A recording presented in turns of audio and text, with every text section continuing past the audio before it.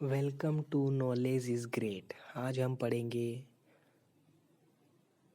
Biology का बहुत important topic blood, रक्त परिसंचरण तंत्र। रक्त का संगठन। रक्त एक संयोजी ऊतक होता है।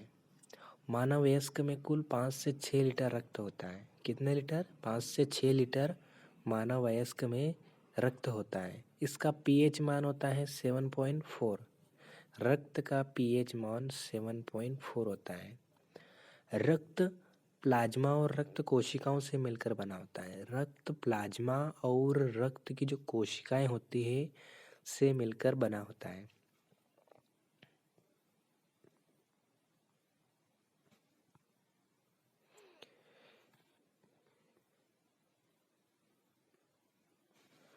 प्लाज्मा हमारी बॉडी में 55% होता है।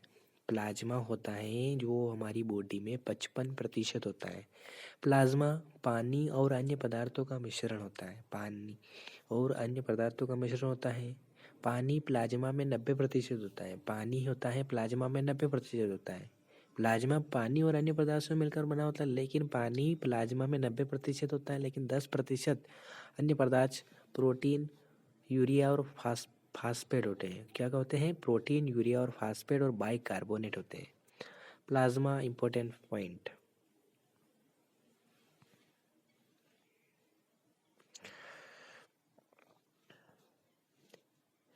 प्लाज्मा में फाइब्रिनोजन प्रोटीन पाया जाता है जो रक्त का थक्का जमने में मदद करता है। रक्त का थक्का जमने में फाइब्रिनोजन नामक प्रोटीन पाया जाता है। बहुत इंपॉर्टेंट क्वेश्चन है कि रक्त का थक्का जमाने के लिए कौन सा प्रोटीन उत्तरदायी होता है? फाइब्रिनोजन।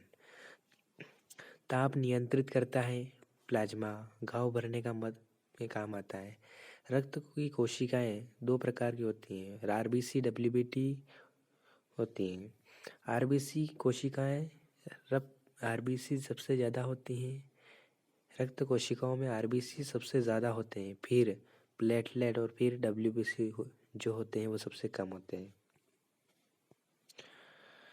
रक्त, ब्लड।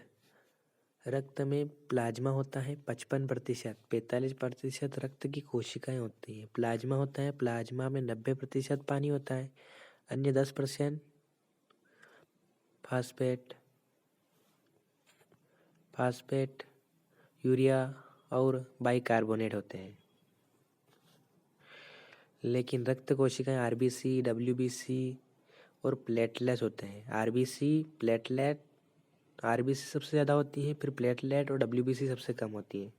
आरबीसी लाल रक्त कणिकाएं रक्त में 90% होती है। आरबीसी जो लाल रक्त कणिकाएं होती है वो रक्त में 90% होती है और इनका जीवन काल 120 दिन तक होता है। और लाल रक्त कणिकाएं हमारे शरीर में कहाँ पाई जाती है? बोन मैरो, अस्थि मज्जा में होता है।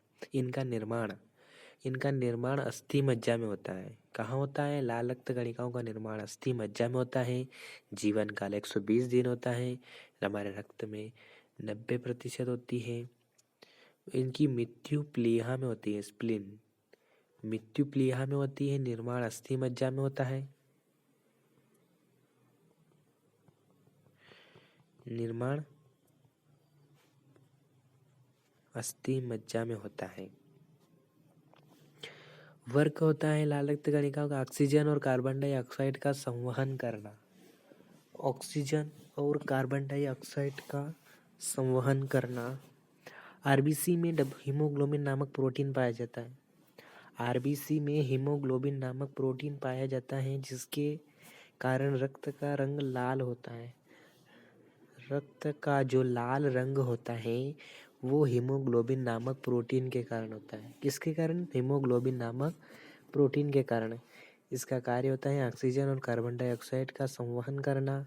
मृत्यु प्लीहा में होती है। निर्माण अस्थि मज्जा में होता है। जीवन काल होता है 120 दिन का। जितने भी पॉइंट है सारे पॉइंट इम्पोर्टेंट है। जितने भी ये पॉइंट लिखे रखे ना सभी पॉइंट बहुत ही इम्पोर्टेंट है। आरबीसी की कमी से होने वाले रोग: एनीमिया, अरक्तता, पीलिया, जॉन्डिस। श्वेत रक्त कणिकाएं सबसे कम होती हैं रक्त में। इनका जीवन काल ही 3-4 दिन का होता है, लेकिन लाल रक्त कणिका को 120 दिन होता है। आकार में सबसे बड़ी होती हैं, लेकिन इनका आकार में सबसे बड़ी होती हैं। इनका निर्माण भी बोन मैरो में होता है। लाल रक्त कणिकाओं का निर्माण भी बोन मैरो में होता है। उनका 120 दिन जीवन काल, इनका 3-4 दिन होता है।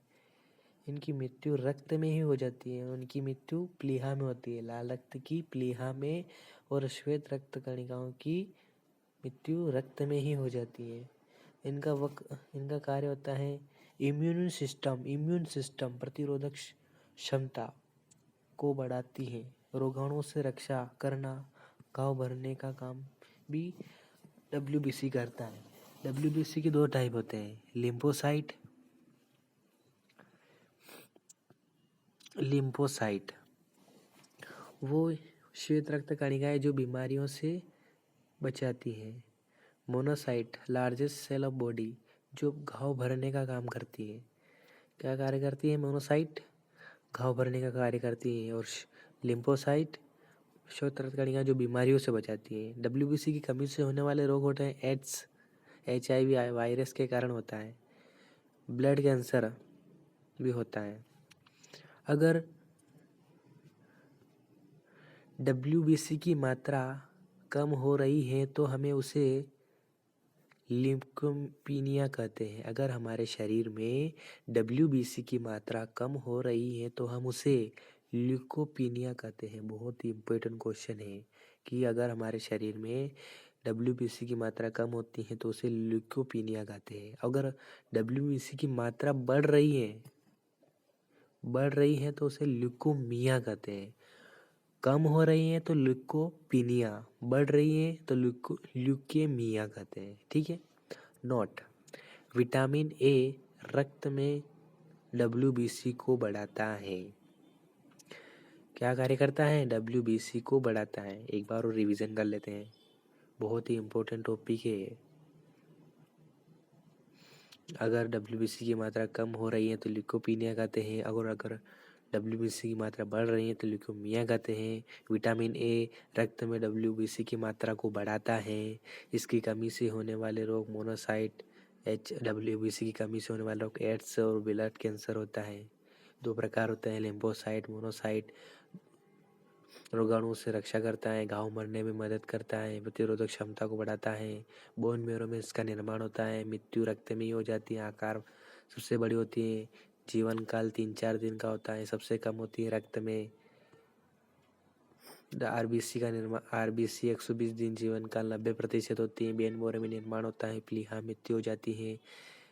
ऑक्सीजन और कार्बन डाइऑक्साइड का संवहन करना। हीमोग्लोबिन नामक प्रोटीन के कारण रक्त का रंग लाल होता है। इसकी कमी से एनीमिया और पीलिया रोग होता है। ठीक है। प्लेटलेट, तीसरा भाग, रक्त कोशिकाओं का तीसरा भाग। रक्त में संख्या 4.5 लाख से 6 लाख पर लीटर, मतलब 1 लीटर में 4.5 लाख से 6 लाख पर लीटर होती है। इसका कार्य क्या होता है? प्लेटलेट्स का कार्य होता है शरीर में कट लग जाने पर रक्त के बहाव को रोकना। अगर हमारे शरीर में कट लग जाता है तो जो रक्त का बहाव होता है उसको बहाव के रोकने का कार्य कौन करता है? प्लेटलेट्स। चिकनगुनिया और डेंगू जैसी बीमारियों में प्लेटलेट की मात्रा में एकदम से कमी आ जाती है। डेंगू एंडीज एजेप्टी मच्छर के काटने से होता है। नोट, मानव शरीर में खून हेपेरिन की उपस्थिति के कारण नहीं जमता। मानव शरीर में जो खून होता है वो हेपेरिन की उपस्थिति के कारण नहीं जमता। किसकी कमी की उपस्थिति के कारण नहीं जमता? हेपेरिन। क्वेश्चन बहुत सी बार रिपीट हुआ है एग्जाम में। रक्त परिसरण तंत्र, हमारे शरीर में रक्त परिसरण तंत्र धमनी और शिराएं करती हैं। हमारे शरीर में जो रक्त का परिसंचरण होता है किसके कारण होता है? धमनियों और शिराओं के कारण। धमनियाँ क्या होती है? धमनी ऑक्सीजन युक्त खून ले जाती है लंग्स से हार्ट तक। धमनियों का कार्य होता है कि धमनी ऑक्सीजन युक्त शुद्ध खून ब्लड ले जाती है। कहाँ ले जाती है? लंग्स से हार्ट तक ले जाती है। अपवाद, पल्मोनरी धमनी अशुद्ध रक्त ले जाती है और ऑर्गन से लंग्स तक ले जाती है। इसका अपवाद है कि पल्मोनरी धमनी अशुद्ध रक्त ले जाती है ऑर्गन से लंग्स तक। शिराएं अशुद्ध खून ले जाती है। धमनियाँ शुद्ध खून ले जाती है। कहाँ ले जाती है? लंग्स से हार्ट तक।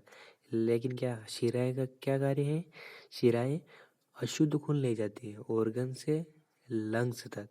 और इसका अपवाद है पल्मोनरी धमनी अशुद्ध रक्त ले जाती है, ये है ऑर्गन से लंग्स तक, और ये भी अशुद्ध रक्त ले जाती है ऑर्गन से लंग्स तक। इसका अपवाद है पल्मोनरी शिराएं शुद्ध रक्त ले जाती है। पल्मोनरी शिराएं शुद्ध रक्त ले जाती हैं। कहाँ ले जाती हैं? लंग्स से हार्ट तक। नहीं, इसमें अशुद्ध रक्त ले जाती है ऑर्गन से लंग्स तक। नहीं, इसमें पल्मोनरी धमनी अशुद्ध रक्त ले जाती है ऑर्गन से लंग्स तक। नहीं, इसमें शिराएं ले जाती हैं। Thank you for watching this video. Please ऐसे ही और वीडियो पाने के लिए प्लीज़ चैनल को सब्सक्राइब कीजिए और बेल आइकन को प्रेस करना ना भूलें, जिससे कि आपको जब भी वीडियो अपलोड हो उसका नोटिफिकेशन जल्दी मिल पाए। साइंस कॉम्पिटिटिव एग्ज़ाम की दृष्टि से बहुत इम्पोर्टेंट है। तो आपको ऐसे ही और वीडियो पाने के लिए प्लीज़ कमेंट में बताएं कि और टॉपिक की वीडियो चाहिए कि नहीं। Thank you.